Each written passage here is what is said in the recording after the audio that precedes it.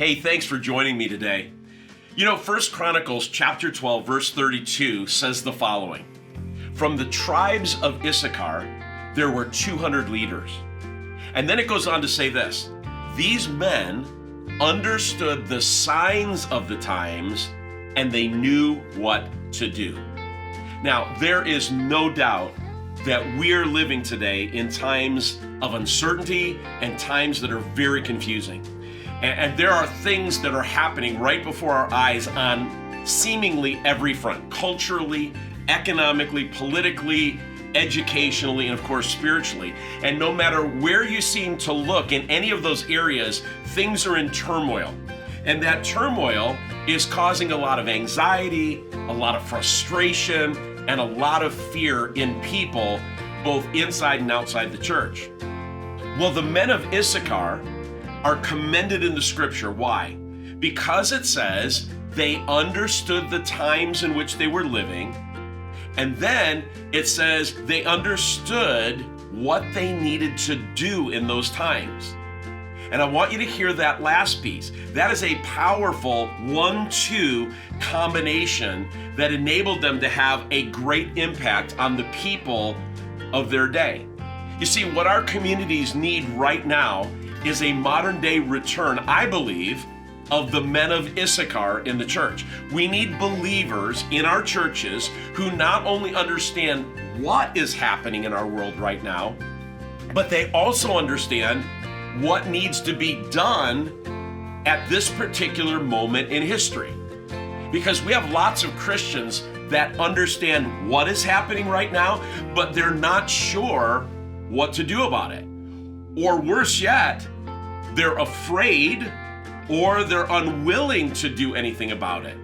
And this is a moment in history where believers need to understand what's happening and know what to do about it. It's our moment in history where we need to stand up and do something. Now, there are several reasons why we need to understand the times that we're living in. First of all, so that we can prepare ourselves. When you read the Bible, it talks a lot, especially in the New Testament, about being prepared. So if you're ignorant as a believer of what's going on around you, guess what? You're not going to be prepared to stand the test when things start to go down. And let me tell you, if you haven't noticed, things are getting ready to go down. They're already going down. Okay? So the first reason you need to understand the times is so that you yourself can be prepared. But second, you need to understand what's happening right now and what to do about it so that you have answers and so that you can offer hope to people all around you who are unaware, confused, and afraid.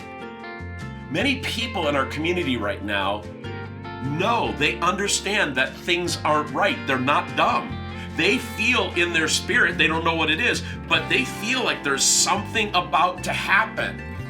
They just can't figure out what it is, and it's scaring them. And that's where you and I enter into the picture.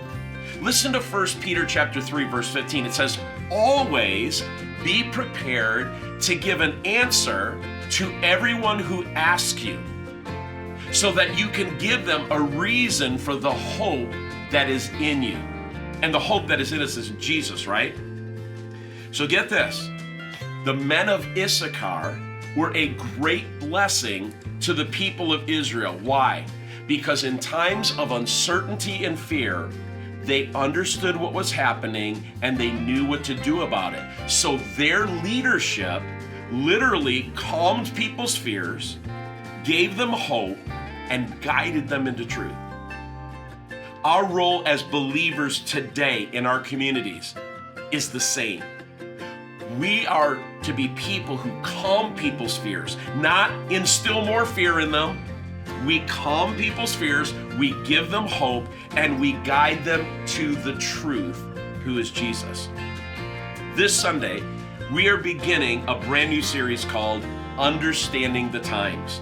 We're going to be sharing information in this series that I believe is going to help you to understand what's happening right now in our culture and in our world from a spiritual perspective, as well as providing you with some practical steps that you can take to do something about it, to make a positive impact, a difference in the community. So join us this Sunday, and I want to encourage you to bring someone with you. Well, as always, thanks for tuning in today. God bless you, and we'll see you this Sunday.